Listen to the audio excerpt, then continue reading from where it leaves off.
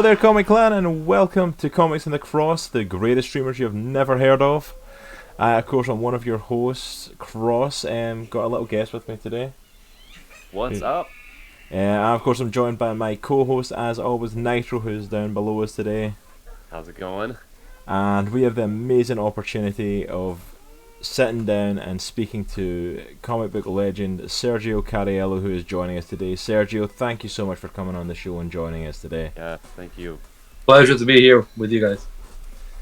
Yeah, so we're in the middle of a countdown, and I get randomly handed a baby. Something has happened. It was literally the last second. It was hilarious. Like literally 10 seconds to go. Something's gone on with my daughter. She's hurt herself, so my wife literally ran in here and had to drop a baby on my lap. So my youngest will be joining us. Baby Cross will be joining us for part of this today. So here's a baby, and 3, 2, 1, go. Yeah, because you know how technical issues always happen in this show, and the one day there isn't technical issues, we get someone else. So we get another human. Yeah, he's cool. He's just vibing. Chilling, man. He's chilling. But how is everybody doing? Welcome officially to our 50th episode of the podcast. Crazy. Nuts. Technically a little bit more than that, because we've done indie comic book clubs and we've done other events and stuff. The actual podcast. But the actual official podcast, this is episode 50 today. And so we are so glad to be back with you all. I know we had a long hiatus there. Seen a bunch of people in chat. Chunk, good to see you, sir. Ads, thank you for that sub. It's got Sora in chat. We'll just ignore Sora. Yeah. No, don't ignore him. He's speaking truth. So. No. He never speaks truth. What are you talking about? But yeah, thank you so much for everyone coming in today for our sit-down talk with Sergio for today's podcast. This is going to be a blast today. We got to chat a little bit with Sergio, if you were with us back in November now, which I can't believe it's even been that long ago since the event happened. But Nitro and I hosted the Christians in Comics and Animation panel for Terminus Media, which Sergio was a part of. So it's just awesome to get to sit down and chat with him and just talk a little bit more about his life and his work in comics, and just to delve a little bit deeper into that. Yeah. Awesome. Thank you for joining us today, sir. Thank you for hanging out with us for a little bit. All right, man. Right on. But yeah, sorry, I'm trying to balance a baby now, so this is going to get interesting. You're fine. All right, but yeah, I think we'll just delve straight in and just into the conversation and stuff. There was one piece of news I did want to kind of throw out there. I wanted to get both of your opinions on this. Yeah. Because it's a piece of news that I just found out about today. Apparently it came out a couple of days ago. But with both of you being artists, I kind of want to get both of your input on something like this happening. And it came out on one of the companies that Sergio has previously worked for as well. So just to kind of get that input from you, because it definitely seems like you giving your input. But let me just pull up the details. I've got it right here. So this was regarding an artist at Marvel. I cannot find this stuff now. Hold on, I've saved the picture specifically and now they won't pull up. So it was artist Greg Smallwood, who is currently working with Marvel and is currently working on the Elektra Black, White and Blood book. He's been working on that for a little bit, but it came out in the last couple of days that apparently the artwork that he submitted is not the artwork that was necessarily published, at least not as he put it in. Yeah. If I can enlarge this picture a little. I don't have it on my computer because I literally just got this today, so this is the original artwork on a person's face that he did. Yeah. And then the art that was actually published. Yeah, I saw that article. Minor changes. Not massive changes to the artwork, but minor changes have been made and believed to be an attempt to make it less stereotypically Asian, Seems to be the way it's coming across. Smallwood has an issue with this in the fact of like it was not his original art piece. And then also the fact of Marvel really didn't give him much of a choice, because he said, well, let's just push the book back until I can make changes, because I've got other projects I'm still working on, I've got a baby that's on the way, I've got different stuff, you know. And they said, well, no, we can't stop it. It's basically either it comes out as is, or we'll make some minor changes to it. Yeah, you're going to cause issues, aren't you? But basically, I was wanting to get your guys' input in that, because apparently he said, no, it's fine, I'll make the changes then, and went to try and make the changes, submitted the changes to them, and they still didn't publish those changes that he sent in. They still decided to have someone else edit the work and publish it as is. How do you feel as artists, someone doing that to your work, especially being published at something like one of the big two, like Marvel, or like just the fact of like you putting a piece of artwork out there and someone feeling that they've got the right or ability to edit and change that? How does that feel for you guys as artists? It depends on what your understanding is from the beginning. Mm-hmm. Because I've done work for Disney / Marvel, in which I knew from the beginning I would be penciling over layouts by someone else, and then another artist would do painting based on my pencils. And I did not get any credit, but I got paid for it.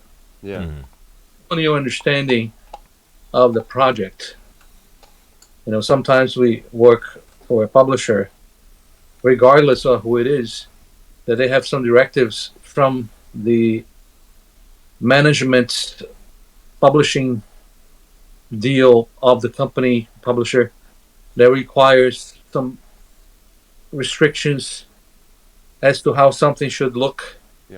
If it is made for Jewish audience, it's made for kids, etc., in which they may request the artist to change, to cover up an arm, or to change the position of the head.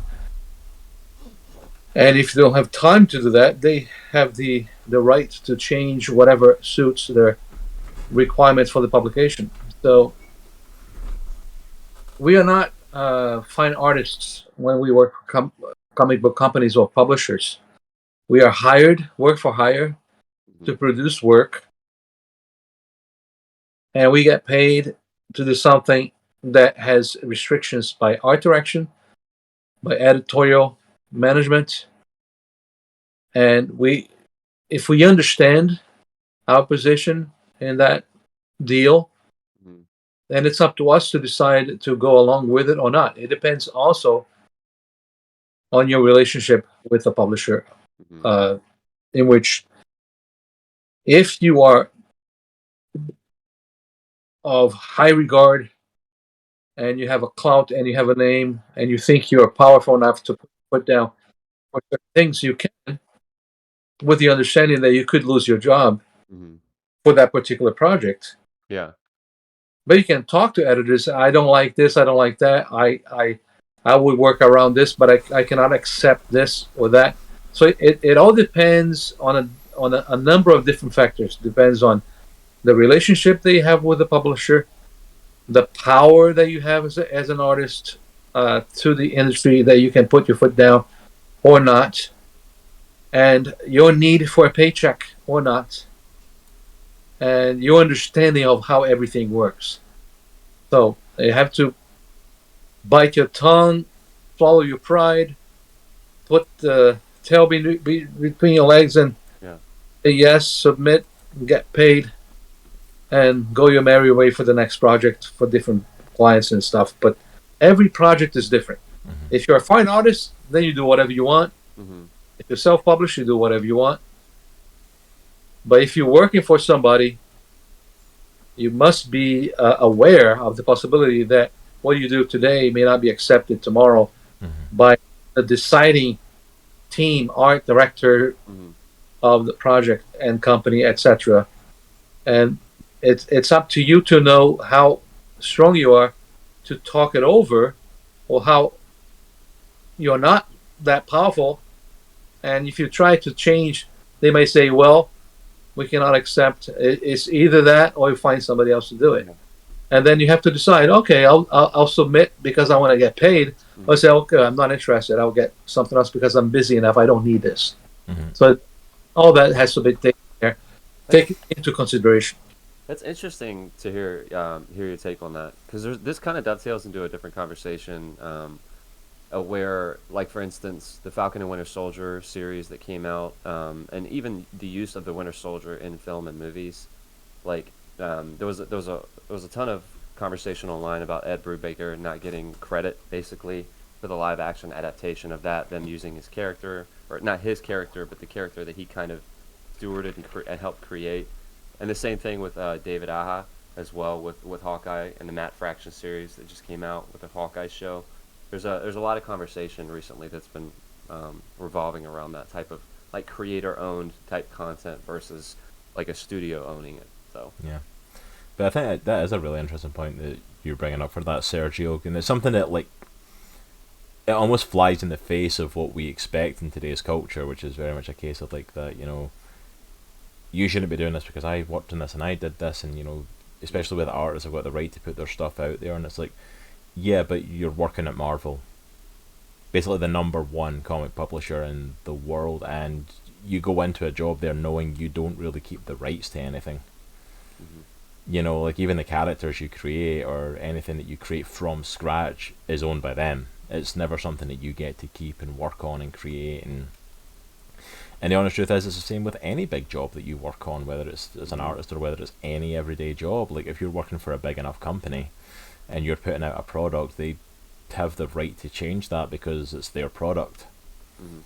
You know? Exactly. It's like, this is Marvel's product, it's their thing of Elektra, and if they're concerned about the artwork, in this case, concerned that it's...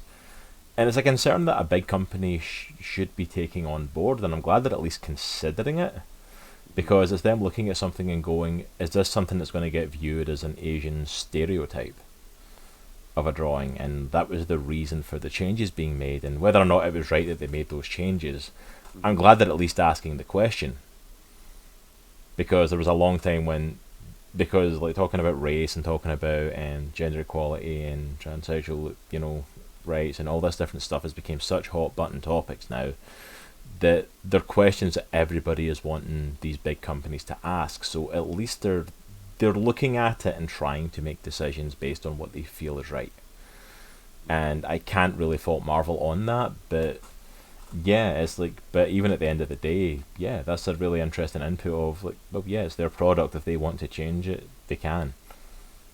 Yeah, for example, Joe Kubert, for instance, when he dealt with different publishers, Marvel, DC, or the Italians, he dealt with them differently depending on the project. Certain projects for Marvel Comics, he could say to an editor, this is unacceptable, I cannot do it unless it is my way. But for the Italians, he chose to submit and change something that he did for the Italians for Sergio Bonelli text. They requested him, please do not show the skin of this woman at the river, put some clothes on her, and he complied. He changed.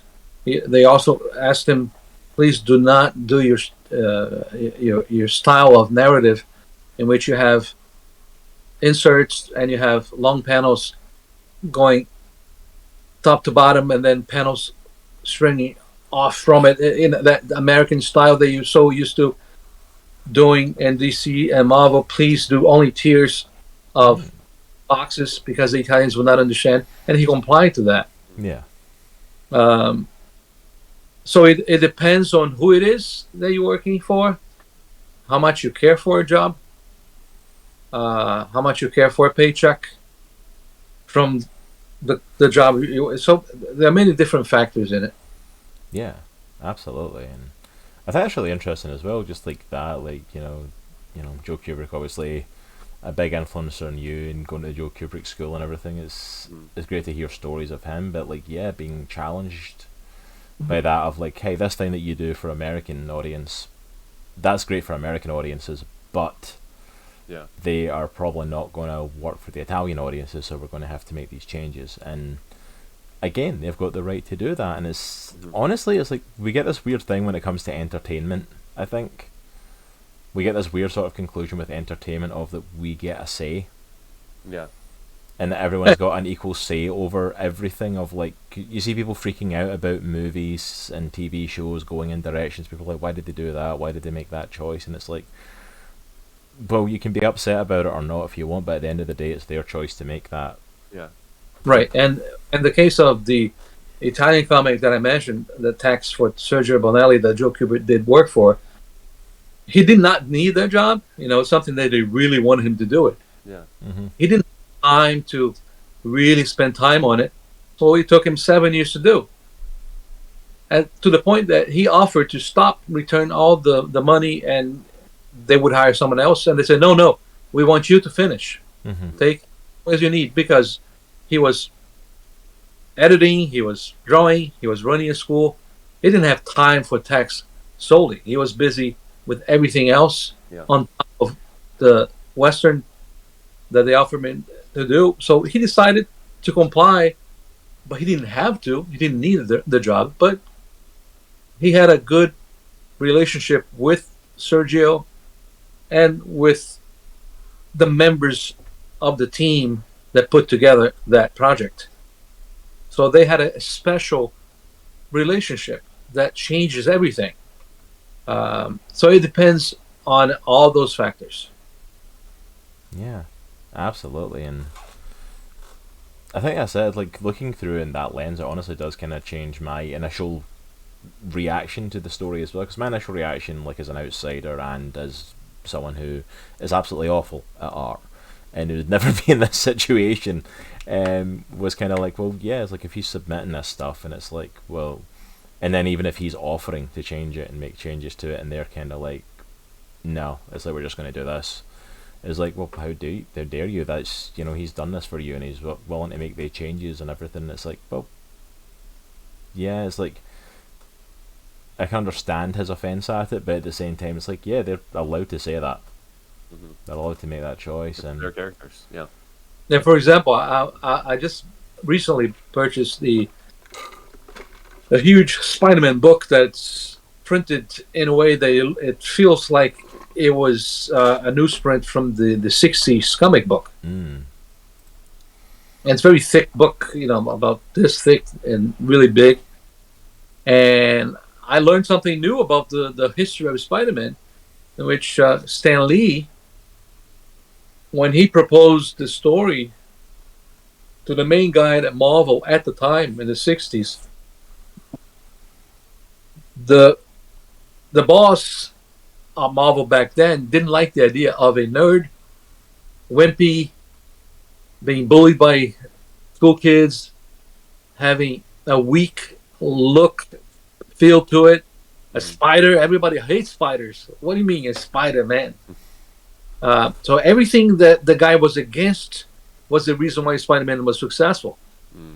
The guy thought, no, Marvel Comics, we need a superhero like Thor, like Captain America, it's strong. We don't need a weak, nerd, off-the-wall kid who has problems like everybody else. But that's exactly what makes Spider-Man successful. Yeah.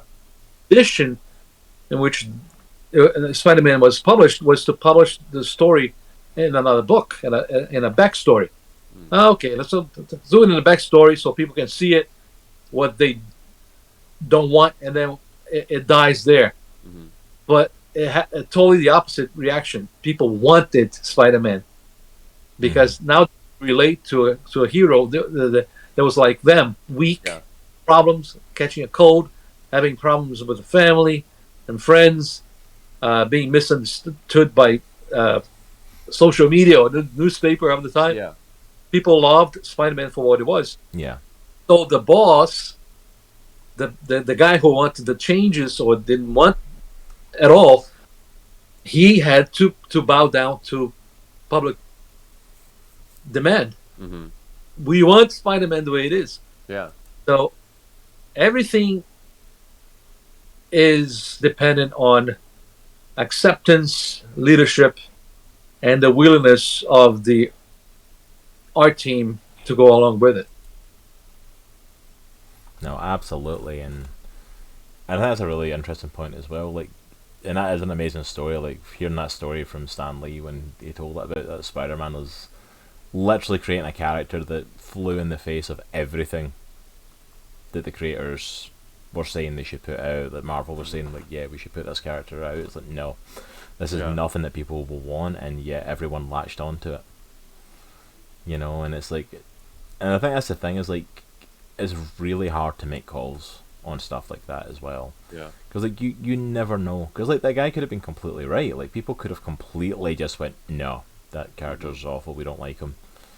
You know, Right. and we never would have heard of Spider-Man ever again. It never would have been done. And instead, he's became one of the biggest, one of the most popular superheroes in the world in Ever. history. He's Yeah. part of pop culture, let alone, you know, for comic fans and superhero fans. It's Yes. But at the same time, yeah, it's you take a gamble on this stuff, and not every time did they make the right call on it. You know. Yeah. I mean, they're still making movies about him. 60 years later almost. Yeah. Yeah. Arguably one of the biggest superhero movies ever just dropped at the end of last year, focused on Spider-Man and the popularity of Spider-Man for the last couple of decades. You know. I'm pretty sure it just beat Avatar at box office, so it's literally the highest grossing movie ever made. Yeah, it's Or something like insane. that. Yeah, and the idea springs new ideas. Yeah. Because you have different Spider-Mans, you have different settings, different universes. That in the beginning I was against creating new Spider-Mans, but at the end of the day, I mean, it's like a nice story is always a nice story, even if it's similar and not the same. Mm-hmm. There's enough people that want to see something different, and if you're willing to make it, and you're hiring people to do it, why not? Yeah. Like the Lone Ranger movie. A lot of people hate it, and a lot of people loved it. Yeah. Because I drew the Lone Ranger. I'm talking about the Johnny Depp Lone Ranger Yeah, the Johnny Depp and Armie Hammer one. Yeah. movie, but it's not the Lone Ranger that I drew. It's not. It's based on the Lone Ranger, but it's not the Lone Ranger that I learned that I lived with for 1 year. So people say, "Oh, they should not make it." No, why not? I mean, it's a movie. It's a great movie for what it is. Not the Lone Ranger, but it's a good idea based on the Lone Ranger.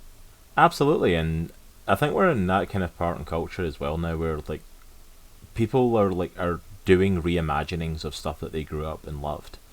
And we're getting that, like the Lone Ranger's a perfect example of that. Like you said, you know, like the movie we got with Armie Hammer and Johnny Depp, it's completely different from the Lone Ranger that you wrote about for Dynamite Entertainment. And it's also going to have differences to the original Lone Ranger TV show, you know, that used to be on TV. There's going to be differences to that, and I'm pretty certain if they've made the movie more like the original idea, they would have made a very, very much, way more successful movie. Mm-hmm. And because they changed so much the idea, they fell short Yeah. to the big audience. Because, you know, like I said before, you know, a public demand dictates if a book gets canceled, or if a book continues, or if derivatives of the book, and you have different titles based on the book because of demand.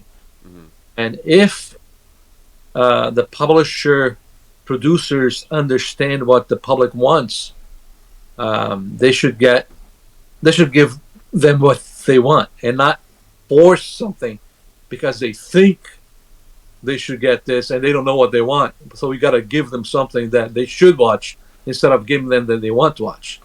Yeah, absolutely. And again, I think that comes down to that balance of, you know, trying to give people something that they're going to enjoy and they're going to want to watch, and you know, that something that's in line with what they would like to see. But then again, there's so many times I've seen a film or read a book or read a comic that was nothing like what I had in mind, and I ended up absolutely loving it, and because it caught me off guard as well. And yeah, I think it's one of those things, like, entertainment's that really interesting world of you can hit and miss so easily.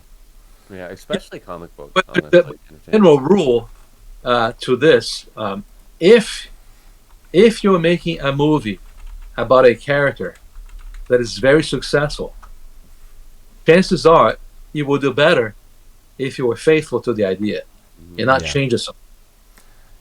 Literally, the first thing that jumps to mind there for that is, and I wonder how many people will agree with it, is when they tried to redo Ghostbusters. Yes. Like, just look at the difference in response, like, following Ghostbusters 2 when they made the all-female reboot and the backlash that it got, compared to, like, Ghostbusters Afterlife, which just came out, which has been, like, it's been, like, heralded as this amazing, like, return to form for the franchise. Yeah. And it's like, it was night and day, because everyone just looked at this thing that was placed in front of them with the reboot and went, no, that is not what we want. Yeah. Not even a little. Yeah. Whereas, like, they redone it for Afterlife, and yeah, it fit exactly what everyone was wanting, even though it was telling a brand new story in a brand new way. And, you know, it's like people, like, it's just really interesting how different interpretations can just go down so differently. Another one that pops into my head is the Teenage Mutant Ninja Turtles movies, the Michael Bay ones that I think Michael Bay did them, right? The ones that came out like 5-6 years ago. I am not gonna lie, I literally forgot those were a thing for a minute. You're like that, the Teenage Mutant Ninja Turtle movies, and like, they were okay, and you're like the Michael Bay ones, like, I completely blocked them out my mind for a minute. It's like, I'm not gonna lie. Nobody was asking for those, and they just went a completely different direction than the origins. Like, I'm not even talking about the comics. I'm just talking about the original cartoons. Yeah. That story that everybody has grown to love and know, and the personalities of the turtles and stuff like that.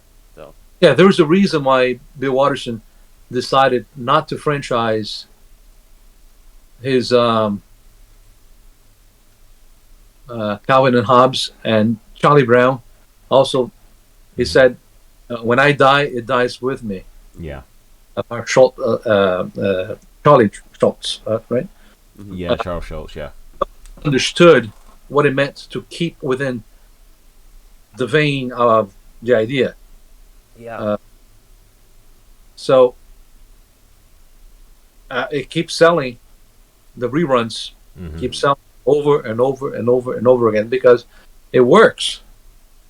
So if you change too much, you're not pleasing the audience that like the original idea. Yeah. No, absolutely, and those are great examples. Like, you know, Charles Schultz's, like, Peanuts is an amazing example. Like, every, like, season, the DVDs are re-released. Like, you walk through any store and the DVDs are on sale and they're on TV, and it's these same movies are still as popular as ever. Yeah. But then they did do that. Part of our tradition.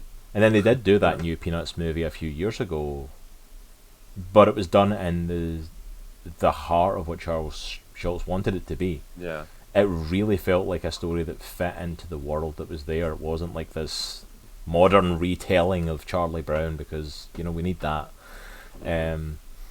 But, you know, same with Calvin and Hobbes. Like, Calvin and Hobbes is this amazing story that everyone knows. Everyone knows who Calvin and Hobbes are. Everyone knows this little boy and his tiger and these amazing stories, and it's like, and they're just as popular as ever. Like, even in social media, they pop up in Facebook and Instagram and everything, like little like comic strips of them. Like, every so often I'll just come across my newsfeed randomly. Like, they're still getting passed about and shared, and they're still as popular today, but it's because they've stuck to this is what people love about them.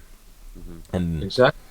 I think that's some of the issues we run into with some of these other franchises, is people, like, take over them, and I'll believe a lot of these people do it with the best intentions, but at the same time, it's like, even though it's done with the best intentions, like, there's certain things that happen where you're like, you don't fully understand what you're doing with the franchise and what it represents.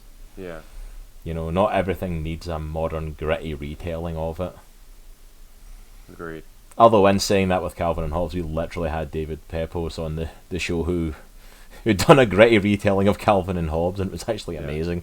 But it's like there's some amazing stuff out there, and there's a reason. Oh. Yeah, comic book characters and comic strip characters, they're not like cars. Yeah. They have to reinvent them every year. Yeah. No, exactly. absolutely. All right, so we are going to get into some. I love 30s and 40s, and I love those cars. I mean, and they're worth millions. Yeah, absolutely. So we're going to dive in a little bit with more stuff with Sergio. As part of what our new stuff that we're doing on the channel, I'm trying to run specific ads throughout the show, so that people don't get ads when they come in the stream and get straight into the conversation here. So we are actually due for an ad, so I'm going to take a short 90-second break to run an ad. Please stick around. If you're subbed to the channel, you won't see the ad anyway. But we'll be right back once I roll that, so give me 1 second, guys. Hey everyone, you should all be back with us now. The ad should have ran properly. Let us know if that worked. Like, it went to the Be Right Back screen and you saw the ad, or it was went to the Be Right Back screen and came back. Hopefully that all worked out fine. Thank you for sticking around with us as well. Oh well, Geeks, you wouldn't have seen it, LJ, because it's you're subbed to the channel. Any subs wouldn't have seen the ad, they'll have just seen the Be Right Back screen. But yeah, the whole point of running these ads like this now is because in looking at stuff for the channel, it was basically found that people who come into a Twitch channel that aren't subbed automatically get a pre-roll ad. And it's about a 50-50 chance that someone coming into a new stream will actually stick to the end of that ad and stick around in the channel to see your actual content before judging if they're going to stay or move on. So literally there's a perspective of we're losing about 50% of a potential audience just by them getting pre-roll ads. Whereas if we do it during the show, I've got a timer up here that tells me when we run out of that pre-roll and when it's time to run another ad, and I can run them at our timing. So basically for the next 30 minutes, everyone in chat, regardless of being subbed or not, is going to get to see the show and get to see the conversation as soon as they come in. Yeah. And they don't have to worry about that. And then those that are subbed, kind of like what LJ is saying in chat, those that are subbed don't get it anyway. You won't see it. You'll see the Be Right Back screen for 90 seconds and then we're back in. So think of it more kind of like a radio show. You're getting an ad break in the middle of the talk instead of something else. So, but thank you for everyone hanging about with us as we test this out to see if this actually works. Yeah, it's a brand new thing for us. I think it makes sense though. It makes sense. Yeah, I think so. It makes sense. I've done that. I've clicked on Twitch streams and the ads have been on, and I'm it's not worth it. Especially if it's just I want to check this channel out, and it's it's not worth hanging about for. And I'm just get it out the road. But yeah, so now that we're kind of back from our commercial break, as apparently we've got commercial breaks now, I want to take the chance to kind of go in a different direction and start actually talking to you, Sergio, about your life and about growing up, and kind of delve into. I want to start off just how you got into doing comics, because your story of how you got into doing comics is just so interesting to me.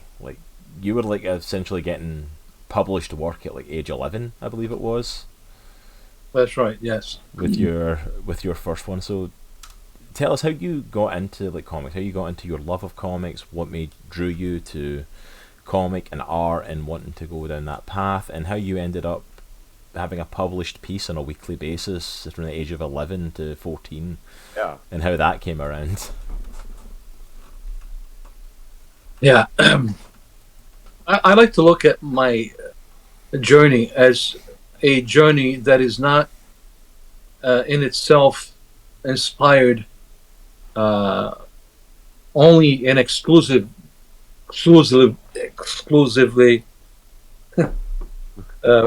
from me, from Sergio. But I like to look at my journey as a life that is inspired by someone higher than Sergio, that thought of Sergio, that designed Sergio, created him, with the intent in mind. Same with my characters. When I draw something, I have an intent for that character. I have a desire that the character goes into and goes through such story and challenges, whether the script is given to me or it came from my mind.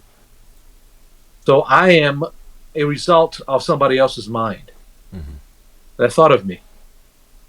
And just like I look at nature, I love walking my dog and exploring with him, with her. Squirrels, birds, animals that pop up here and there depending on the time of the day. And each of those animals, they have different traits and different characteristics and desires and skills and hunting or habits of singing or not, and doing their own thing because they were designed to do what they do. They did not evolve. They were created with an intent. They intelligently designed and created. And I was designed and intelligently created with a purpose. So because of that, I just followed my journey as it was intended for me to follow. So it sprung from someone else beyond me, but it came out in the right time. To desire to draw, desire to read, desire to watch cartoons, desire to draw from animation, from Disney, from comics, from TV series, Fred Flintstones and stuff. So a creative child is very intent and watching and observing cartoons and observing comics and drawings and nature and things and world, and a desire, strong desire that comes from within because of that intelligent design and purpose to draw on surfaces, to use tools available to them, and they don't have any other choice on the matter but do what they're supposed to do. So that's the way I look at me. It's not like, oh, I'm by myself thinking about my selections. Okay, I want to do this. No, I'm not by myself. I was never by myself. I was never alone. I was always a part of a plan. I was always a part of a design and a script. I was always a part of something bigger than me that had to happen. That's the way I look at myself. You can look at yourself the way you want, but that's the way I look at myself, and I like it. It makes me feel important because I am. It makes me feel with a purpose because I have. So I woke up to this world already wanting to do what I'm supposed to do. Now, when I was 5, I told my parents I wanted to be a cartoonist because I knew I wanted to do that because it came from within. Yeah, that's awesome. And it goes to create, and I was published at 11 because it had to happen. Yeah, that's the way I look at it. So that takes the responsibility off of me a little bit, but it doesn't take the responsibility completely out of me because I still have to respond to that inner aspiration. Yeah. And just like a bird cannot do anything but sing, he will not bark. You can try bird bark. He won't. He will sing. And my dog, he does not sing. He barks. Yeah. And a squirrel will not move the way the armadillo moves. He moves a certain way. So all the creatures that God created, they have, they're amazing. Yeah. I'm in awe of Jesus' creativity because I know that nothing that exists apart from Jesus Christ. He is the one, the name above all names, and everything is under his feet. No matter how much you mock him and disregard and don't believe in him, to me, he is the Alpha and the Omega. He is my boss. He is the Prince of Peace. He is the first one and the last one, and nothing was created apart from him. I believe that. So everything is connected. Everything is connected, like the force, Yeah. and it is inspired. Um, It's uh, interesting. and Superman is inspired by God, and superheroes and villains are inspired by God, whether they like it or not. Yeah. Even Elton John's music and all the good music is inspired by God. Symphonies and orchestra, and all the beauty that people create, regardless of their awareness, they are imitating something that came above them and before them. So we do it because we must do it. You know. So at 11 I was creating because I had the opportunity, and I did it because I had to do it. And I loved reading Spider-Man, Batman, Captain America, Incredible Hulk, the Avengers, Namor, and Asterix, and other European and Brazilian and French, because in Brazil we had all translated from other countries. So I was exposed to different genres. So I was not stuck in superhero mode. I was exposed to various styles and various creativities, that they were very diverse in style and genre and story, and that inspired me so much to create my own thing and become involved as a teenager into it. Not as much when I was a kid, because then I had other interests, girls, school, and bodybuilding, and guitar, and church, and camp, and stuff. But uh, I could not help but draw on bulletins, draw on notebooks when I went to school, draw on stuff, and always attracted to that. Hmm. And when I saw the Joe Kubert School ad, I knew that was a school for me. I just knew it in my heart, my head. I had chills down my spine, and a conviction that I cannot explain, other than knowing that I had to go through that school. That Yeah. was part of the journey. And again, connected. And God created circumstances, knowing someone that knows someone that knows someone that knows someone, everything connected. If you look at my story, there's no way there are coincidences. There's no way there are God incidents. Uh,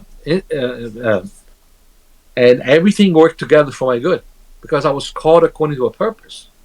And so I had to go through the Cuba School. I had to go through um, Caliber Press, because my brother did something for Caliber. I was already here, and he didn't have time to do a story. And he said, "My brother's in there. Why don't you call him to do it?" And I did, and I worked on the story for Caliber Press as my first American publication, the H.P. Lovecraft. They're gone.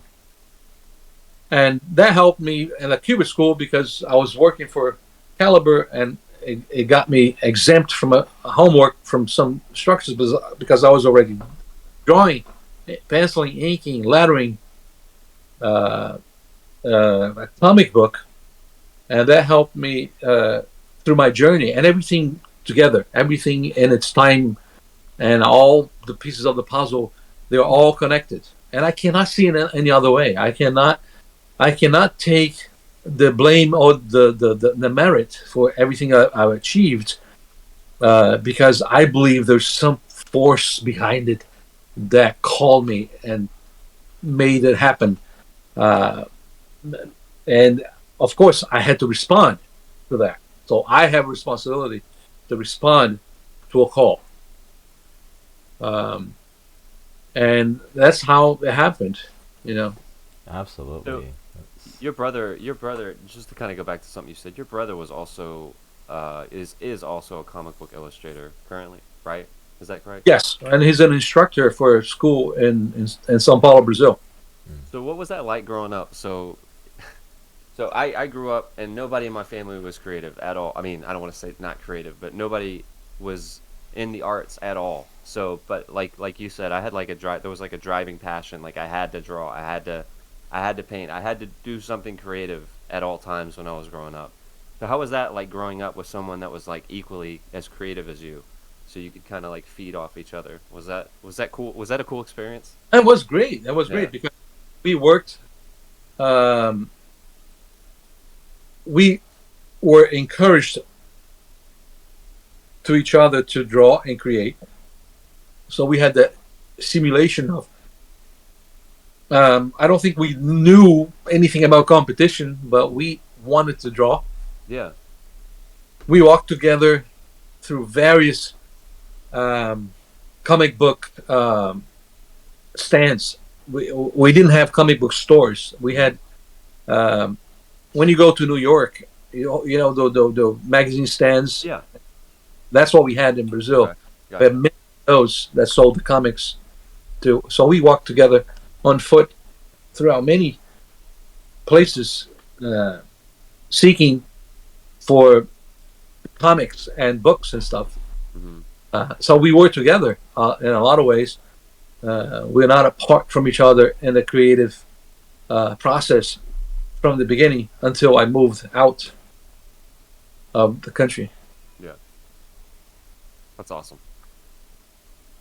Can you talk a little bit about I know the Joe Kubert School played a huge part in your life because you were there both as a student and as a teacher later, right? Can you Yes. talk a little bit about that? Like, what was it like enrolling in that school? Like, what was the biggest thing that kind of hit you when you enrolled at that school as a student? Like, from an artistic perspective. Oh, from an artistic perspective, I only went to the Kubert School because of Joe Kubert. Mm-hmm. He was my interest, and because of comic books, not animation, and not graphic arts in general for advertising, but for comics. Mm-hmm. And yeah, big fan of Joe Kubert. I loved the idea of being there in a building that Joe Kubert was in it. Yeah. And the ability to talk to him, the ability to show my work and to see his work and to see him working and to talk to him and ask questions and learn from him. Even though I didn't have him as an official instructor for first year Mm-hmm. and second year, by the time I joined the Kubert School, he was only teaching third year. But that didn't stop me from learning from Joe and having meetings with Joe constantly because I made it happen. Yeah. Just sit in my little space. I was very bold and very unashamed of making things happen. Yeah. I would knock on his door. I will ask him to talk to him, and he was constantly open to show me and to open up not only to me, but to many of my classmates that complained that we don't have Joe. I said, and I proposed to Joe. Joe, can you spend a few hours with us the first year since we don't have you? Can you spend some time with us? We have so many questions to you and see your work. And Joe said, "Oh, if you get a sign in of 20 students, I'll do it. But please tell what you want to talk about, who you want to see that I drew, whatever." And we all felt we had more than 20 people. And Joe stayed with us after school hours until 4 o'clock one day. And I had my video camera and I recorded that and I posted on YouTube. I have 6 chapters of that. It's not the best recording because it was horrible tool and no microphone, nothing professional. But man, I love doing that, and I think it's priceless. And it was the best time of my life as a cartoonist to learn from the master in a few hours just by being there. But after that, becoming an instructor, I constantly visited his office. Constantly was in contact. I had lunch with him and other instructors. I made sure I stayed in having lunch with him and others to meet the man behind. And we had meetings with the instructors at Joe's office while Joe was drawing something. And I sat, whenever I had the meeting there, I always sat where I could see Joe's desk and see what he was working on. Yeah. And the meeting was over. I always stayed with Joe a little bit to learn from him and ask and absorb like a sponge. Yeah. I worked with Joe on his correspondence courses, helping him critique stuff. I worked with Joe in the Army magazine that he worked for, drawing for him, cleaning up for him. So I worked over Joe's thumbnails. I worked over Joe's methods of corresponding with students from all over the world. And I had a constant access to Joe, either by going to his office. Constant, I mean not every day, but at least once a week, I would knock on his door. Even after moving to Florida, I could call Joe anytime, and he would talk to me over the phone. Wow, that's just phenomenal. I mean, that's an amazing person to kind of have just on speed dial that you can reach out to, still even following that, having been such a massive influence on you while you were at the school, and then still been able to tap into that. That's phenomenal. Yeah, and not to minimize all the structures that I had, and which I learned a lot from too. I love the environment, not only from Joe Kubert, but from all the other instructors and all the other students. A lot of creative minds together in a building is always good. Something good comes out of creative minds put together in a room for a few hours over a few years. Something good comes out of it. Yeah. And it's awesome to go to a school, whatever that is, where you have other people that are creative like you are, and you're working together on something, and you're learning by osmosis, by just friendly competition. And then because of the connections, you also get to know editors, you get to know other professionals that are working and visiting the school. And then you go to visit Frank Frazetta, see Frazetta's work hand to hand, see Frazetta face to face, Boris Vallejo, see him, talk to him, shake his hand, talk to the Hildebrand brothers and the guys who created Mutant Ninja Turtles, all the creative people that come, and then because of it, you get to work with conventions, and then you meet. And then I worked at Marvel Comics Bullpen, and I met John Buscema. I met John Romita, worked with John Romita Sr. Having all that Joe Kubert and the environment of comics allowed me to get entangled with was phenomenal. It still is. Yeah, absolutely. And kind of like you're saying there, like where you ended up getting into the bullpen and stuff, it was from the Joe Kubert School you eventually got the opportunity to work with Marvel. I believe it was as a ghost letter for one of the books over there. So how did that come about that you ended up going into working with Marvel and the bullpen and started that kind of chapter? When I was a kid, I've always learned to create the whole comic. Pencils, inks, and letters. When I did Dagon, I was already penciling, inking, and lettering Dagon for Caliber Press. Wow. Hi Eisman, who created Popeye, was my lettering instructor, just taught me how to letter even better. So I became a good letter. Marvel Bullpen offered a job at the bullpen as a ghost lettering. And that's what got me in, because my lettering was good. So I took my lettering assignment to Regina Romita, John Romita's wife. She was the boss for the lettering bullpen, and she hired me on the spot. Wow. So I had the privilege of working on all the Marvel books by being a ghost letterer. We learned how to letter like every official letterer. So we didn't get any credit, but we learned so much by being there and fixing stuff and having access to John Romita Sr. Sergio, can you explain what a ghost letter is? Yeah, the ghost letterer is, or used to be, the guys. There are a bunch of us. So with all the Marvel comics, they shuffled the books among all the ghost letterers. And it's this month, me and other letterers will work on such books, and the other group will work on the other books, etc. So we had to learn how to letter like Jim Novick, Chris Aliopoulos, Janice Cheyenne, all of the letterers, all of the official letters who got the credit on the books. We had to learn how to letter like them. So we were ghosts for them, because when the books come in, they sometimes the editors want to change a script, want to subtract, replace a word, create a logo, whatever it is that the book needs before it goes out. We ghost letterers jump in to do all the corrections needed. So each book will have a different official letterer.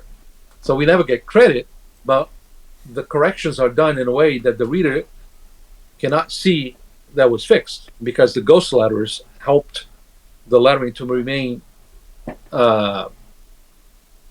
as if one guy did it. Okay, gotcha. Yeah, that's what we ghost letters. And we had so much work that we took lettering to work home, and also paste up some mechanicals that we learned at the Kubert School was handy, that we had to take pages to glue balloons to the board, because there was no digital format yet. So we had to use rubber cement, whiteout, and actually paste stuff. I took so much stuff home that I would hire subcontract friends to work for me to do not only the work that I had to do during the day, but so crazy. Pages that I would bring home, and I couldn't do it on my own, so I had other people to work for me. And it was fun. A lot of learning experience. That's phenomenal. Just quickly want to shout out in the raid there, thank you so much to Carson Lee for that raid to the channel, bringing your community over to us. Thank you for coming and hanging out with us and Sergio. To answer questions, yes, this is Sergio Cariello, the artist of the Action Bible, as well as the Marvel stuff that I've thrown up on screen there, and with DC. Amazing, phenomenal artist. And thank you for coming out and hanging out with us to come and chat with Sergio today. So thank you, Carson, for bringing them over. But yeah, that's absolutely crazy that there was so much kind of work going on that you were able to almost like have your own team when working on stuff within the team that you were working in. It's like that's absolutely amazing.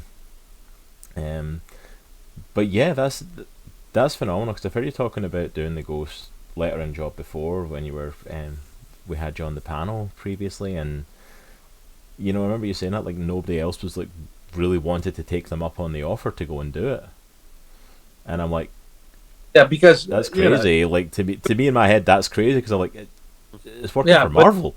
It's a foot in the door at Marvel. It's like, why wouldn't you? You know? Yeah, because in their minds, they went to the Kubert School to become pencilers, ink artists with credit. So they didn't think that lettering was something that they wanted to do. They wanted to continue, or their dream of becoming the stars of the book. Yeah. But I saw it as an opportunity. Yeah, absolutely. I mean, that's what I had thought it as. It's like, that's why I find it so crazy. Like, you know, it's janitorial job at Marvel, I will take it.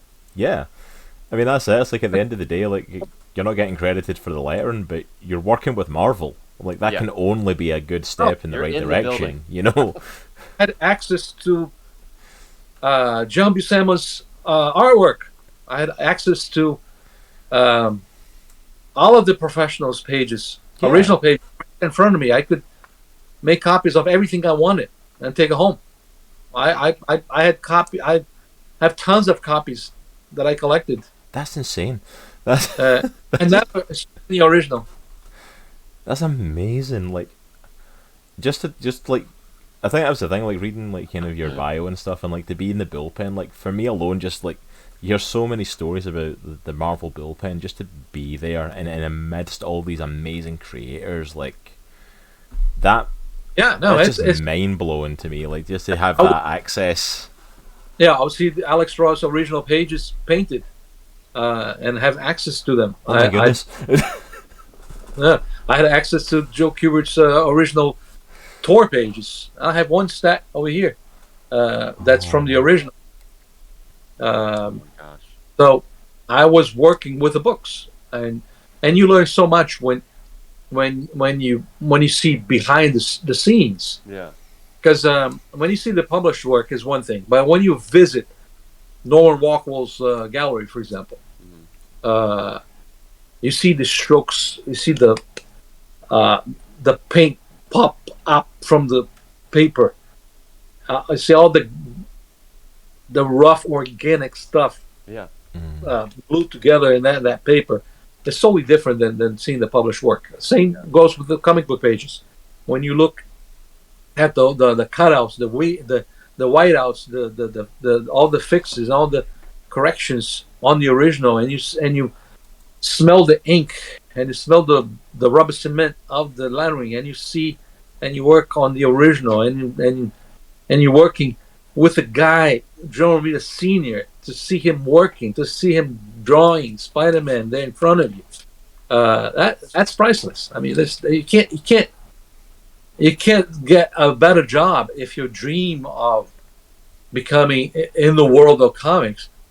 So to me, was a no-brainer. Oh man, I'll take this job, and Yeah. I quit school for the job because to me, in my head, the Kubert School, as much as great as it was a means to an end, Hmm.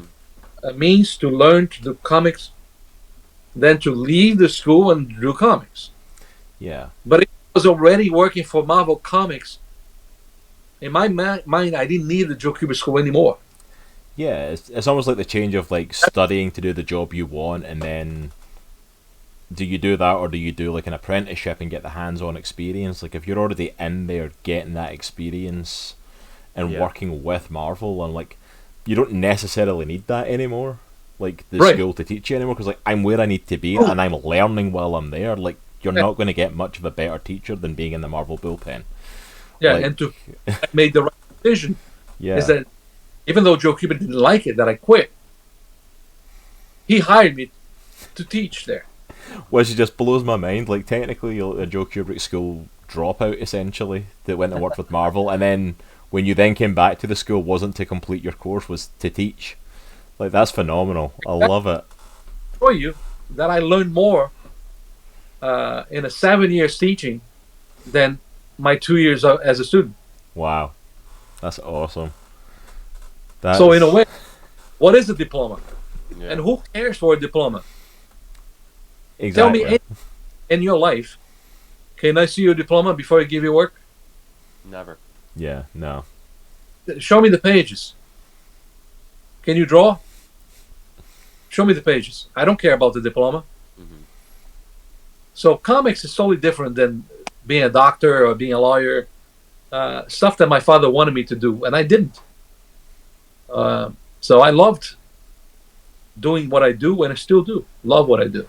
I have so many I have so many questions just bouncing around in my brain, just from a creative standpoint. Before you Well, jump into those, Nitro, if we yeah, can yeah, just take another ad break, just to kind yeah, of yeah. break stuff up, and then we come back, we'll hit into your questions, and then I want to change tracks to the other of the big two and how we made that jump from working with Marvel to eventually working with DC. But we'll come back with your questions, Nitro. Guys in the chat, if you're came in with Carsten or any of the new viewers, we're trying to stop pre-roll ads so people can come in and get the content right away. So we're going to do a quick 90-second ad break just to kind of knock that off for the next 30 minutes. While that's up, if you are sub to the channel and won't see that, I'm going to throw up an original art piece from Sergio that he did for the panel we did back in November. Just to, so you can have a look yourself and make the decision of did he make the right choice between, you know, diploma and experience. And we'll be right back in about 90 seconds, guys.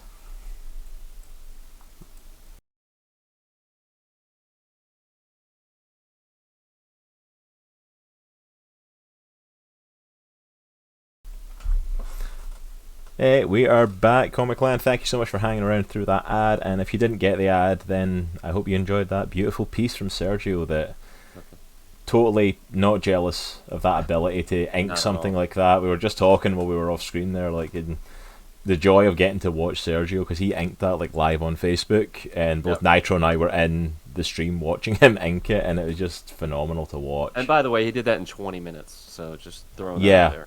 Like, because that piece, like, oh, that must have taken hours. No, he just sat 20 minutes. There we go. One of the things you said, Sergio, when you were on the panel last time, I think everybody who does comics was talking about how fast they work. And I can't remember the exact number of pages that you said you did in a month. But it was like a page a day or something like that. Something just crazy. And everybody was just blown away. So you're a speed demon when it comes to inking, my friend.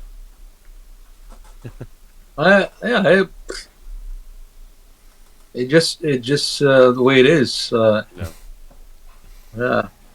Because I enjoy to draw with my inks. I understand that certain inkers, they take forever and they very meticulous ink so precisely, and so there are all kinds of different styles out there, and they all they all can be considered great, but I'm not that kind of inker that would spend too much time on the lines, very meticulous, and look so geometrically like advertising looking.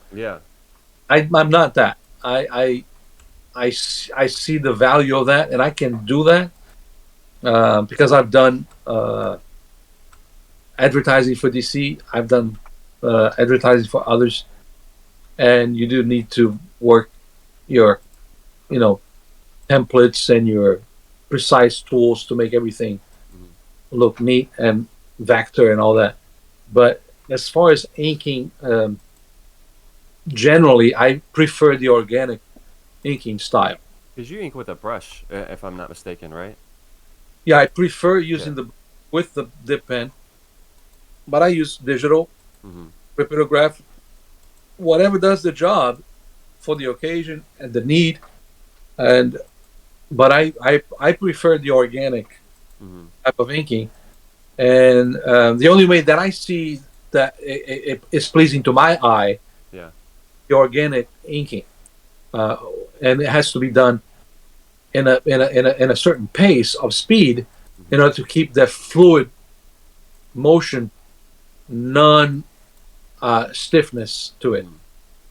So that's why I enjoy inking my own, because then I don't pencil too tight, because I don't want to get bored drawing the going through the paths of the art twice. But just indicate to my inking mode. You know what I mean by this, right, Sergio? Sergio to Sergio, yes, I do. So I don't have to go through this on a pencil stage, so you go exactly the same way twice. And I keep that drawing interesting to me because I am drawing with my inks. Does that make sense? Yeah. So how do you keep yourself from trying to perfect the image too much, if that makes sense? Like from getting like too fine-tuned with an image and just getting to a point where you're satisfied with this and moving on. Like, because I know for me, whatever me. Go ahead. No, go ahead. Whatever I think it looks good to me, and that's my choice. I know a lot of professionals, and they're excellent in what they do, and people think they're probably better than me, but I don't, and I wouldn't do what they do because I don't prefer doing what they do. I prefer doing stuff that looks good to me. So if you show me a very detailed drawing of somebody that I think is beautiful, and you show Joe Kubert, I'll most likely prefer Joe Kubert than this beautiful, very tight, very detailed drawing of this phenomenal artist. I prefer Joe Kubert. Why? Because it looks good to me. I prefer the organic look, that I can finish the drawing in my head, and I can see enough of it of detail and enough of negative space in my head to make it to look good to me. Yeah.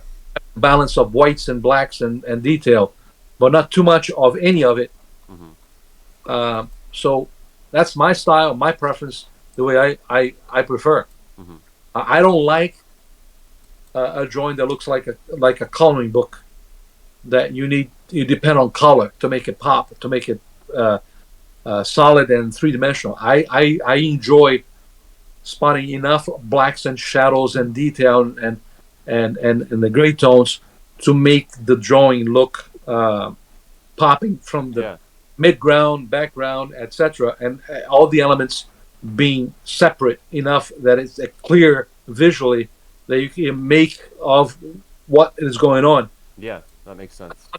They work so much in the backgrounds, every window, everything, and I think it's unnecessary to me. And I think it distracts from the main thing. Yeah.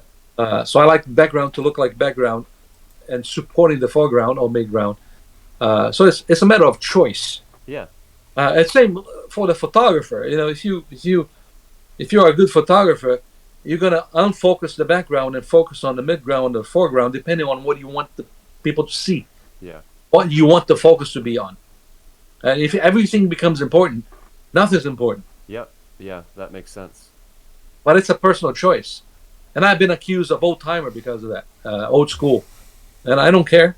And I don't label myself anything. I just enjoy a drawing, and I either like it or I don't. And most drawings that I like, they are more organic and less complicated, and have enough space between the elements that is pleasing to me. So I wanted to go back to something that you were saying earlier about just being in the environment, like that school environment where people were kind of feeding off each other and like encouraging one another, and you're learning. How big of an importance, or how important do you think, as someone who would like to get, or as someone who maybe would want to get into the comic industry, or creating their own content, like a comic or a graphic novel or a book, how important is it for someone like that to get into an environment like that? Like maybe not at an actual school, but getting around people who are pursuing like ventures and things like that. It is extremely important in anything you do. If you like music, you're going to aggregate with musicians. If you like construction work, you're going to meet with construction workers. If you like gaming, you want to hang out with gamers. If you like jet skiing, you're gonna go and meet people who have jet skis and do that. Yeah. That's basically what you do. And if you're into comics, you should hang out with comic book artists. So if you have an opportunity to go to conventions and hang out with them, do it. If you have an opportunity to go to school with other creative minds, do it, because you can learn. I told you before that I learned more by teaching 7 years than to be a student for 2 years, because as an instructor, I had an average of 20 students per class on a class A, B, C, D, E sometimes for 7 years.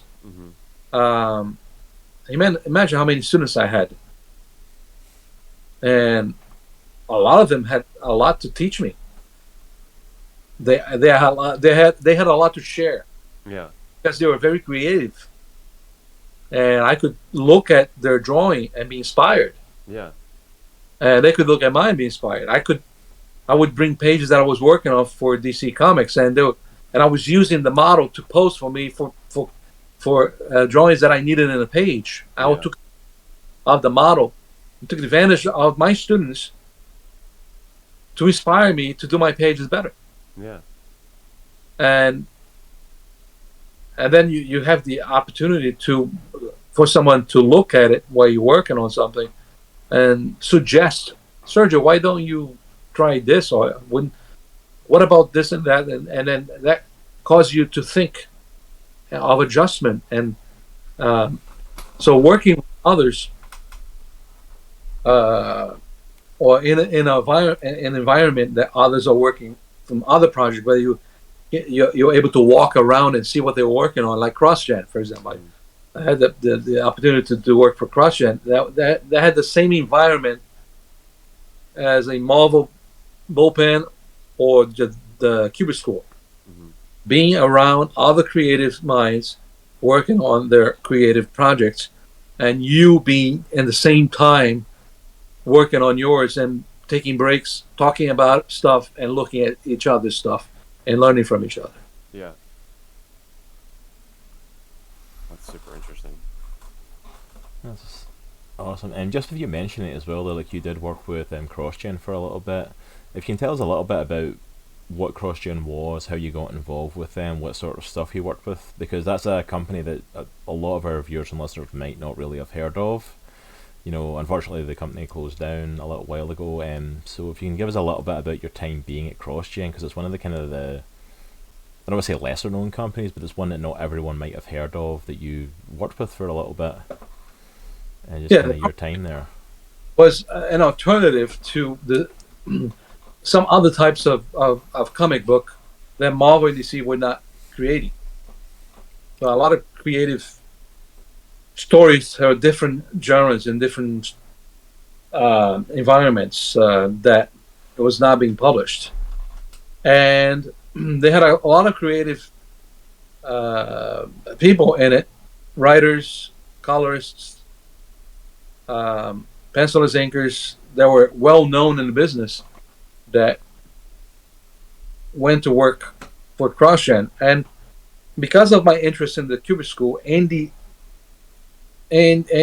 Smith, who was a graduate from the Kubert School, and Chuck Dixon, who was already a prolific writer in the business, and Bart Sears, they liked what I did for DC Comics, and they offered me to work for CrossGen. So it was a great opportunity to move to Florida, quit my teaching at the Kubert School, and I loved the idea of working on these books with Chuck Dixon writing, and being able to work in the same room with other creative people like Andy, Bart, Drew Geraci, George Perez, and so many, Laura Martin. What? Was Laura there? I forgot now. But we had fantastic, well-known creative people working at the CrossGen in the same building, and we only had to do one page a day. So I was like this. It was driving me nuts that I had to just do one page a day. So so at one point, because I was there when the boat was already sinking, I didn't know that. Mm-hmm. But at the end, I was working on 4 books simultaneously, and I enjoyed it. Even though I didn't get paid all the way through at the end, but I enjoyed doing what I did, and I enjoyed the opportunity to work with the people that I worked with, and it was a good experience for me. Yeah, because I mean, like you said, that's a ton of amazing creative talent were there, and a lot of amazing people were working with CrossGen, and you know, it's just sad to see that the company did kind of go the way that it did, and but the experience from that must have been amazing, though, getting to work, like you said, getting to work with Chuck Dixon, him being one of the people that kind of brought you into CrossGen, another like a legendary comic writer, you know, and that in itself must have been phenomenal, getting to work alongside him as well as a lot of these other amazing talent, and so that experience alone must have been amazing. It was. I loved it. So to kind of jump back a little bit, if we can, because we kind of like went up to like your time with Marvel and stuff, and then we've kind of jumped ahead to like CrossGen. In between that, you worked with this little, publishing company called DC Comics for a little bit, where, I mean, it'd probably be a shorter list to give the amount of characters that you didn't work on. Like, I was looking at the list of, like, characters you worked on in some shape or form while at DC, and pretty much every major character at some point you had worked on there. How did you make that transition into working with DC Comics, and how did you end up, because, like, you, from what was a fairly minimal position with Marvel, you became a pretty predominant creator with DC in your time there. Yes. Working on some of the biggest characters up to fairly recently. It wasn't that long ago some of these books came out. How did your time at DC go? How did that transition happen, and how did you get to work on these amazing characters? When I was young, 14, I was doing characters for the same newspaper that I did my comic strip, Federico. Which, by the way, to the chat, I'm throwing up a picture of Federico. I threw him up earlier. I found one picture when I searched for this character. And there's like a screenshot from a video you put up on YouTube like forever ago, Sergio, of Federico, who is definitely a baby spirit influence. But I wanted to just throw him up and just show him to the chat there. But please continue, sir. Yes, so I loved Mort Drucker's caricatures for Mad Magazine.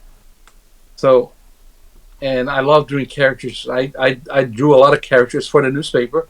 So I was published as a character artist at the age of 14. And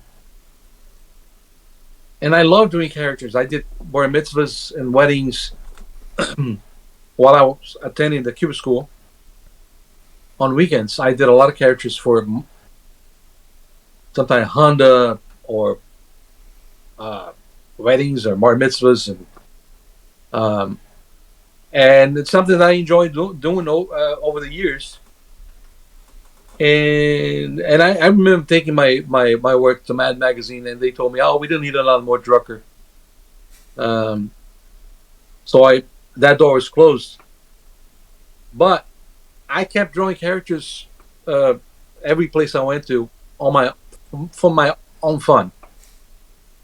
At Marvel Bullpen, every time we had somebody's birthday, Virginia would allow us to go take that person to lunch, and we took a 2-hour lunch, and I would draw a character of the person.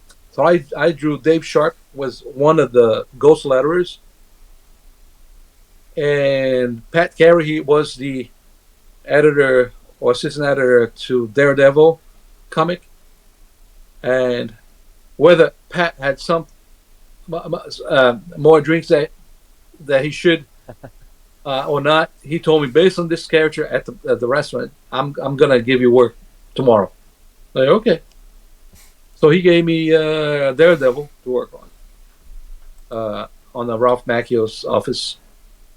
And Pat left to go work for DC Comics. And he loved my work, so he offered me Deathstroke for DC. Over Marv Wolfman's scripts. Wow. That's why I got working for, because at the bullpen, I had to quit the bullpen because I was busy doing comics for Marvel and DC, so I had to quit the bullpen to draw comics. And also to go back to teach twice a week at the Kubert School. But Deathstroke was one of them, and I drew Deathstroke for 1 year. Did A Man Called Axe. I did some miniseries: Chuck Dixon, Bo Smith, Wildcat, Catwoman, Batman, Wildcat. I did some Superman stuff. Did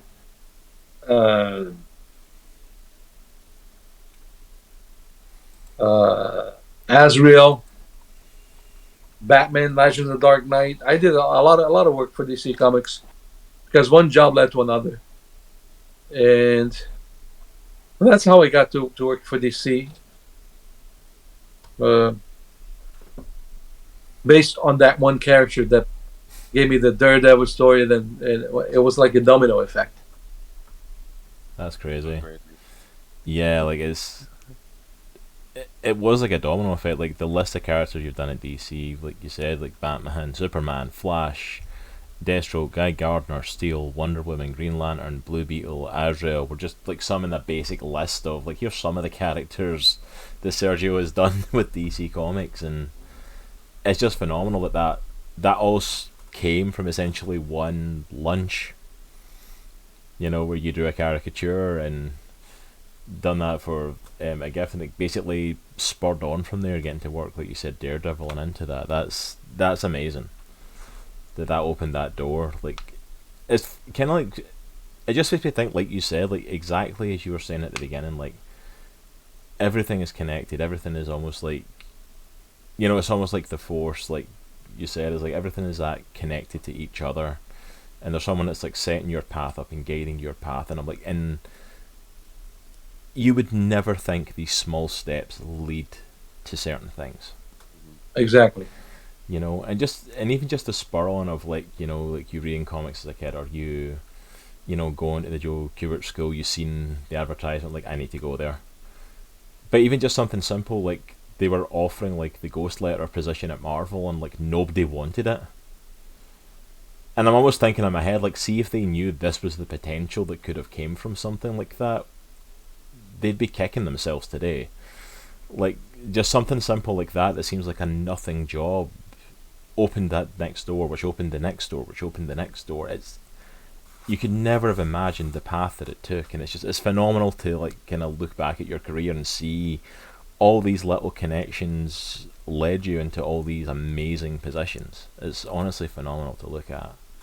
Now, if you look at it, the way that I got the Action Bible, for example, was because during my time at the Kubert School, that's cool.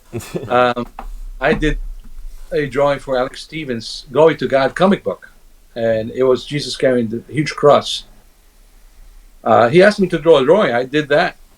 I was inspired to do that, and that drawing got Prophets and Parables by the Christian Art Society, and then I did something with that drawing and more pages to Nate Butler's Comics 35 Latin competition thing, which I won.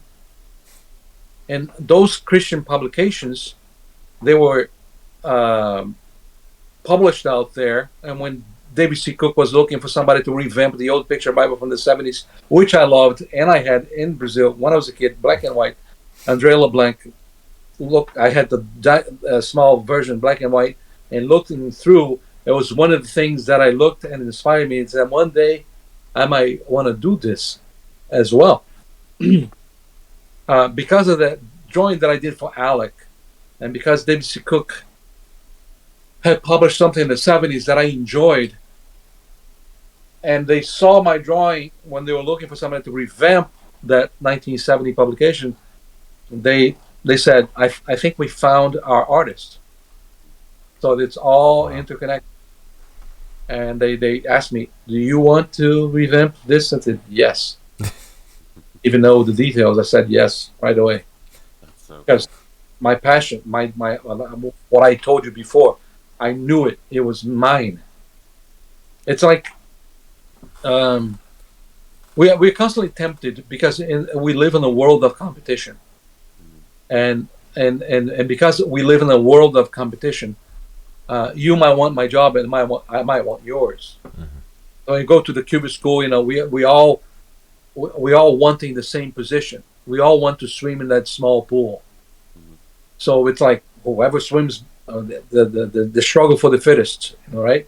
If I can, you know, push you down the water and so I can go in, whatever. We have that sense of competition. But I remember a student asking me once, I said, Sergio, aren't you afraid that you are teaching us to get your job tomorrow? And I remember answering that, no, because my belief is this: what is mine, and you will not take it. Mm-hmm. What is yours will be yours, and I will not be able to take that from you. That's what I believe. So whether that's true in your head or not, it doesn't concern me. As long as I have peace of mind that I have my faith in what I believe, that makes the way I move and the way I act, the way I live, I'll be happy, and you'll be miserable if you think other way. So instead of getting frustrated because I didn't get a certain job, I should get happy that I didn't because it was not mine, and get happy when I get something because it was mine. So that's the way I believe, and that's the way it has worked for me. I'm almost 60, and it has been pretty good so far. Life has not proven wrong to me yet. I'd say it's gone pretty well for you. Swinging a hit. Yes. But yeah, and honestly, yeah, it's a really inspirational view to kind of look at. Because so often today we get caught up in that mentality, I feel like, we get angry at other people's success. Right. You get angry that other people get something, and you're like, well, that should have been me. Why didn't I get that? Or why am I not being that successful? Or why is that not coming my way? And it's like, it's simple. It's not meant to. At least not in that way, not in the shape and form it happened for that person. That's their journey. You're on yours. It's like your journey to being the creator you are is a very different journey from everyone else. Even other creators that have gotten to work with Marvel and DC and Dynamite and some of these big companies, they all have their own paths and their own journeys and their own way to get there, as did you. And you doing something that wasn't meant for you wouldn't be as successful as the stuff that you've done, and vice versa. And yeah, it's hard. I know that as somebody who doesn't believe in God, he would be taught that you gotta believe in you, and you gotta pick up for number one, you, and you have to fight for you, and win the race. So you, it's all you. So when you doesn't fit and doesn't happen, it's understandable that you may go get drunk, in drugs and kill yourself. But if you believe that there is a purpose for you, that somebody else is thinking of you, that somebody else is planning for you, somebody else is reserving for you, it makes you kind of relax a little bit. So you don't relax too much. You act as if it depends on you, but you trust that one that will be responsible for the ending results. That makes sense? Yeah, absolutely. Yeah. Absolutely. And I think that's it. I think it's that faith is an amazingly different factor, because like you're talking about, like if you don't have that belief in God and Jesus, and you don't have that stance of like that he's helping guide your life and helping you through it, yeah, all this stuff comes on to you, like I need to do this and I need to be successful, I need to do this, I need to accomplish this and get here and make money and do it. That's a lot of stress and pressure for one person to take on for their own life. When you actually think about the ins and outs of it, and it's like, well, actually no, it's it's in God's hands. Yeah, we have to play our part and we have to make our choices. Like you said, God presented you the opportunities, but like if you had said no to going to the Joe Kubert School, or said no to taking the Ghostlater job at Marvel, or no to jumping over to DC, like, yeah, you could have said no to those things. That is perfectly your choice to have done that. But yeah, this stuff was set out like God saying, hey, I've got this for you. I've got something I need you to do. And each thing, like, you start to realise has a knock-on effect to leading to the next thing. And like you said, as a kid reading the original Action Bible and having that dream of like, this is going to be mine. And to think like all those years later, all those little things built up to getting to revamp this book. And not just revamp it, but like this book is, like I think I said it when we done the panel back in November, like when I was a youth leader in Scotland, like I remember the youth carrying this. I remember all the young people in our youth group with this Bible in hand. I remember their minds being blown at the fact there was a comic Bible that they could get. It's like it wasn't something that had ever been presented to them before, and then all of a sudden this is on the shelves, and they're like, "Whoa, this is amazing!" And you can tell as well like looking at this, you can tell this was a passion project. This is something you love, Sergio. Like, I mean, the artwork is phenomenal. Like, I'm just literally pulling up a random page here, and just, I mean, look at some of this artwork. Just a simple random page I've came to, and it's like the artwork's as good as anything that Sergio's put out for any other company he's worked for. You know, if not better. It's amazing. Yeah, I was loving working on it. Simultaneously, I was doing the Lone Ranger, and I was doing something for Zonovan, Son of Samson, in a totally different style. But I enjoy what the opportunity provided me with, and the fact that because I did the Action Bible, said yes to open other doors for different Christian publishers that I'm able to participate and collaborate with, and to the point that I did not have to struggle to find a spot in the pool of Marvel and DC Comics and other publishers. So it's great to be able to be busy enough that I don't need to beg for work elsewhere. So it works for me, and that's the thing. You know, I understand that people can get frustrated in business because it's a tough business to break into. Yeah, and over and over, and it never happens. And many give up and just become something else and do something else. It's part of life, and I'm not God. I'm not your God. I don't know your plan and his plan for you, or your plan if you have any, and your relationship or the lack of. I don't know. I just know me. I just know my story, and I don't understand everything, and I don't have answers for everything. I just know what worked for me and how it did work for me, and I share what works for me. But I don't know much else other than fate, destiny, and lack of discipline, whatever, a mix of, and good luck, bad luck. You know, I know the God of the luck. So that has part on everybody's life, you know. But if you believe in something, you act on it. If you believe in something, you behave accordingly, and your reaction is based on that as well, and then your decisions are based on that as well, and everything becomes a part of the methods or the steps by which you take or not to reach and to get somewhere. It's a number of combination of things, just like a GPS guidance that, you know, I'm on point A, I want to go to point B, and then you ask Siri, get me there. And if I get lost, there is a recalculation, and sometimes it will get longer, but I'll get there. Sometimes there's an accident in the middle, and I can't go there.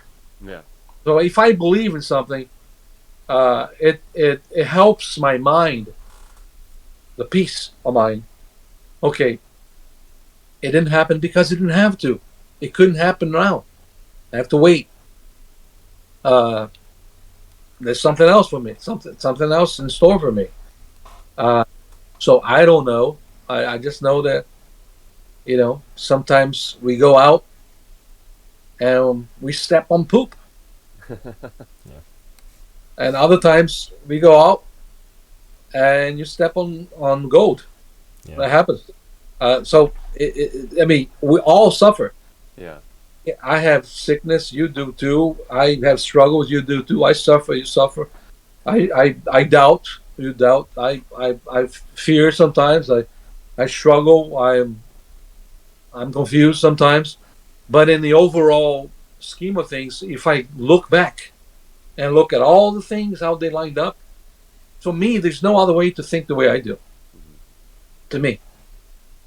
So that how I base my everyday living and to go on. Do I make everything?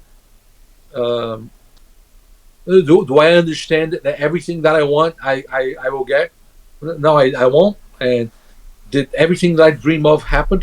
No, but I've had a pretty much share of good and bad, and all part of living and learning, and it's our lot in life.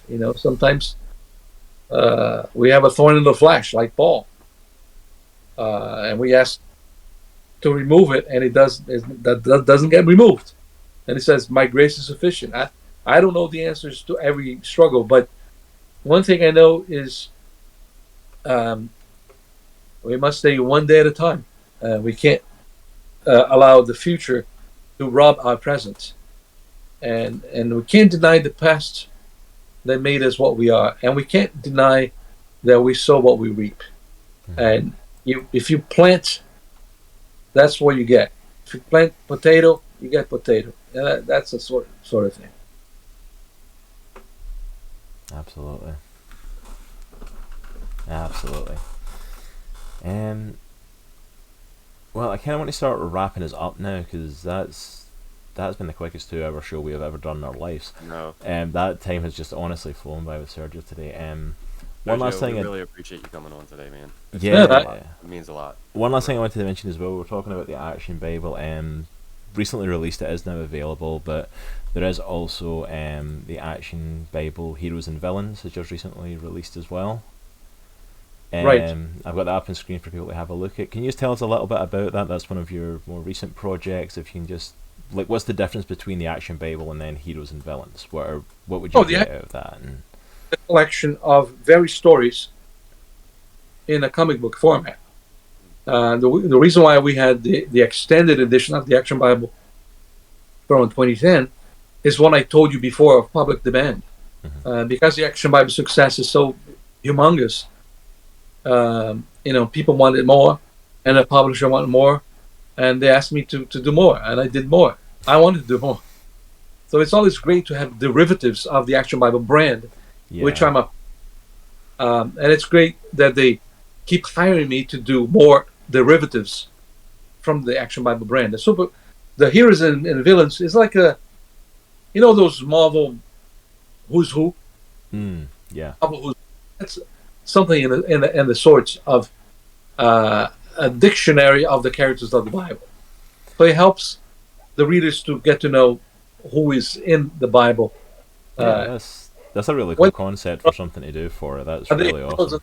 Always black and white defined. Sometimes, you don't know who, if they're heroes or if they're villains, but they're certainly part of the big picture. And so I enjoy the success of anything I do. Of course, if you do something that's successful, you do a sequel, and you do another, and you keep doing it until you run out of ideas, and you work on some new idea. Well, it's an awesome idea of what to do next, because that was the kind of thing, that would have freaked me out. Then, oh, this is a real success. We need something else from you. I'm like, it's the Bible. How do I do a sequel to the Bible? It's not really possible. And I'm like, but this is a really awesome direction to kind of take it, as a more character study of certain characters and introductions to them, and it's a really, really cool concept. It's intense. And the Action Bible is certainly not the complete Bible. They're just stories. Oh, yeah. So, a sequel, well, we keep doing more stories. Although, I will say, though, in saying that, the Action Bible, it's not the entire Bible, but, the amount of stories that you get in here is amazing. So there's a lot of more. It all depends on... See, and here's another thing. The only time that I created something was Federico when I was 11. But after that, everything I've done is from somebody else. Yeah. So when people should do this, you should do that. I said, fantastic idea. The thing is, I didn't have time to wake up yet and work on my own stuff. I've been busy enough all my life doing stuff for other people. Yeah. And meantime, I'm able to make a living. And buy my toys. Yeah, absolutely. And for anyone that's in chat as well, I've just put in the links there for the Action Bible and for Heroes and Villains. So go ahead, click on those links and check those out for yourselves and pick up your own copies. Well worth checking out. Won't be disappointed. Like, the story's obviously phenomenal because we know it is. It's the Bible. Some amazing stories in there, and some of it is just really punctuated with Sergio's like phenomenal art style as well. Yeah. Thank you so much.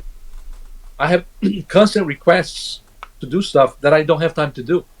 I just can't. You know. It's a good problem. Sometimes I want to do it. Sometimes I don't have time to do it. Sometimes I'm busy enough that I don't need it. You know what I mean? Yeah.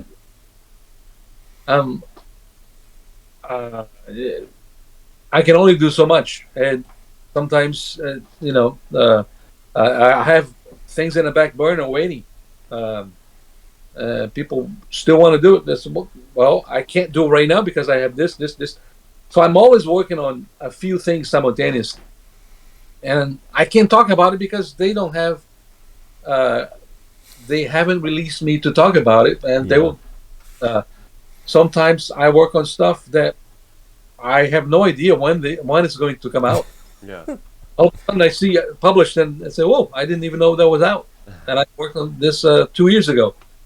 But I'm constantly busy. Thank God. It's not a bad problem to have, No, being constantly in demand. You know. Right. Of course, I'd love to do more DC Marvel, but it's not like I'm. Please give me something. I need to do something. No, there's always room for more, of course, and I'll choose which one is better to my likings, my preferences, whatever. But it's tough sometimes. You know, I gotta juggle 7 simultaneous things that I'm working at the same time, and some clients. Oh, can you do that by then? I said, no, I can't because I gotta finish this. That's huge, but at this, and then we go on like that, you know. Yeah. And I'm not a studio. Like, I don't have people working for me to sign for me. I do all my work. I subcontract colorists and letterers, but I don't subcontract pencilers and inkers. Yeah, and too right. You shouldn't, with your ability, like, but yeah, that's amazing though. Like, you're in a position that very few like comic book creators at any level are at, where you're in such high demand for stuff now that you can basically almost like pick and choose what you want to work on, what works best for you, what projects stand out to you, and you know, say you're like, yeah, I'd love to work on that, but it would have to be in the back burner because I'm working on this that I'm doing at the moment. And there's so many people that would love to break into the comic book industry and are just clamoring for work, and you're just grasping for work, and you're in this amazing position that you're blessed to say, like, yeah, I can literally pick and choose whatever comes across my table now, what I want to do. You know, if something hits my table that I really want to work on, I can get to work on it if I want to. You know. Yeah. Sometimes I need to do something that I don't prefer much, but it's good for business. Yeah. It pays the bill. So you have to juggle different things, you know. Some jobs are not the ideal, fantastic, but they pay well, and sometimes pay more than other things that you enjoy more. So it's a balance.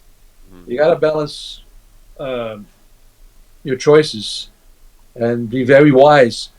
You have to be wise as a serpent, simple like a dove, and that's biblical wisdom for you. Yeah. No, absolutely. How to live each and every day. I pray a lot. I still study God's word. I lead worship. I'm in constant rejuvenating my spirit and soul and faith. My base, my foundation is constantly having to be reduced. Just like this iPhone is being charged right now, so we don't lose power and it stopped working. So we got to constantly keep working our soul and minds and spirit and body. So I paddle 5 miles a day. I'm getting old, and I can't do the things I used to do when I was 20.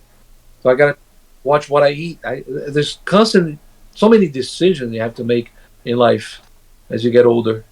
Um, so it's not an easy life, but yeah, it's good to make the right choices, to have fun, to do something, enjoy if you can, and give God the glory and bless as many as you can. And sometimes, swallow your pride and do certain things that you wouldn't do, but it's okay. You do it, and you Yeah. submit. So it's like life. Absolutely. Well, on that note, as much as I would love to keep talking, this has been an amazing stream, honestly, just to sit back and let Sergio just talk and just hear all about this amazing man's career. But we do have to wrap up. But thank you so much, Sergio, for coming on the show today and talking with us and just sharing your life with us. Such a phenomenal career, and So cool. such an amazing to hear such an amazing career, and all the glory still going to God on that. And for the Amen. phenomenal career that you've had. So thank you so much for coming and hanging out with the two of us and letting us just sit here quietly and listen to these phenomenal stories. It's been honestly amazing to do. Like, honestly, that's been the quickest podcast we've ever done. That time flew by today. But thank you so much for everyone in chat. I threw the links in there already for the Action Bible and for Heroes and Villains. But I'm going to throw in the links there where you can go and check out Sergio across all of social media. There's links to his website, his Facebook page, his Twitter, his Instagram, his YouTube channel. Go and follow and like and subscribe and whatever to all of these different social medias. If you're not following this man already, what are you doing with your life? Go and check out all his stuff. You will not be disappointed. You will not be disappointed with the stuff that you get to see there. But thank you so much, Sergio. This has honestly been such a pleasure, sir. Thank you and everyone. So God bless you, and let's keep moving on for him. Yeah, absolutely. Amen. Amen. Sergio. So Sergio, we're going to do our little wrap up and kind of tell everyone what's coming up this week from us and all that sort of stuff. If you need to duck out, by all means you can head out, or you can hang about just while we do that. It's completely up to yourself, sir. But we're just going to do our little wrap up, and then we'll be closing out. Okay. Wrap up. All right.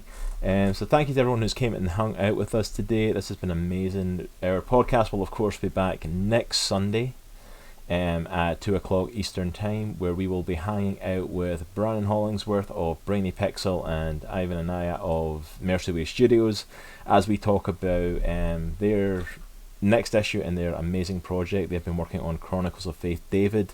They've been on the show talking about it before, but the Indiegogo has just gone live recently for issue number 2 of that. So they're going to be coming on to talk to us a little bit about that and where the Chronicles of Faith series is going, because it's hitting some good marks and I think they're looking to expand it. So we're going to get to talk to them. They're frequent flyers with us at this point. You've probably seen us talking to them at some point in the channel, so they will be here next week.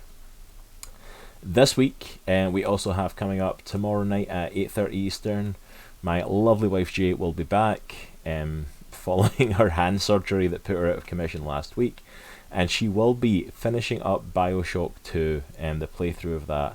She is desperate to finish that. Like, it's been like since Christmas since she's been able to get on and finish that game. She is desperate for it.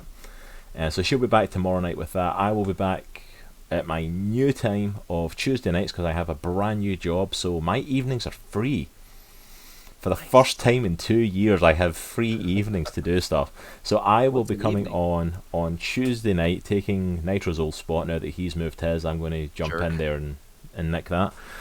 So I'll be starting at 8:30 on Tuesday evening, kicking off my playthrough of Batman Arkham City. Not played that game pretty much since it came out, so come and watch me fail horribly and pretend to know what I'm doing for a couple of hours. Nitro will be back on Thursday night at 8:30. Yep. We'll be doing some art, something. You sure you're not going back into Lawnmower Simulator? Positive. You sure? Yeah, we're definitely not doing the Lawnmower Simulator anymore. I'm just saying, like, you could do some art. I mean, it's not like we need art for the stream or anything like that, or there's a couple of things to do. It's, just saying. But definitely come and check out with him. And then we've got a brand new stream that we're launching officially. You know that we love playing Sea of Thieves. We are awful at it, but we love it. But on Friday night, we will be officially kicking off our weekly playthrough of Sea of Thieves. Starting, I believe I'm going to start at about 8 o'clock. Are you going to be able to join us for this first one, Nitro, or are you busy this Friday? I got family coming in this week, so we shall see. I'll let you know, though. Yeah, absolutely keep me updated. So this is a weekly thing that I will likely be able to do every week, apart from if something comes up. Nitro's schedule's a bit more chaotic with family and stuff, so it's like he's not going to be there every single week. But it is something we want to open up to the Comic Clan. If you are a fan of Sea of Thieves, or you like playing it, if you've got the game, want to join us, we can have up to a 4-man crew, so there are spots open. So if you want to jump in, I know Chunk, who was here in chat earlier, he already messaged me saying he wants to get in on a game at some point, so we'll definitely get him in. Nice. So if you want to get part of that, drop us a message. But that's everything going for this week. I say that like we're not doing that much. We're stuff pretty much every day at this point. We're almost in a daily thing. But thank you so much to everyone who came out and hung out with us today. Thank you so much for your questions. Thank you for coming and joining us. Awesome. We are actually going to raid out to a friend of the channel, Gamingly Challenged. You actually heard him last week. He was playing golf with your friends with us last week. He is a really super cool dude. He is not a family friendly streamer. I'm going to point that out right now. If you go in there, the man may cuss, may say some stuff that's a bit more than family friendly. So just be aware of that. But he is a good friend of the channel. We absolutely love him, and we want to go and show some love to him. Will the raid command work for a change? No. Nope, never does. Raid command sucks so much it never works. Never ever works. Alright, hold on. If you have access to these emotes, there we go. Nitro's got it in.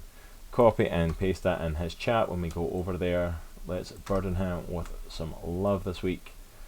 And I can't even copy and paste it myself. It's going horribly wrong. What's happening? Go away. My chat is just like going weird. I don't know what happened there. But we're going to go show him some love. We're going to go and drop him a raid. So please come over, hang out with us till we raid him. Go and drop him a follow if you're not already following him. And we will see you all again tomorrow night. And remember, guys, it is a good week to be a geek. Take care, and we'll see you soon. See you, Sergio. See you guys. Zero miedo. I got no fear. Zero miedo. I got it here. Zero miedo. Now I can cheer. Zero fear. Zero fear.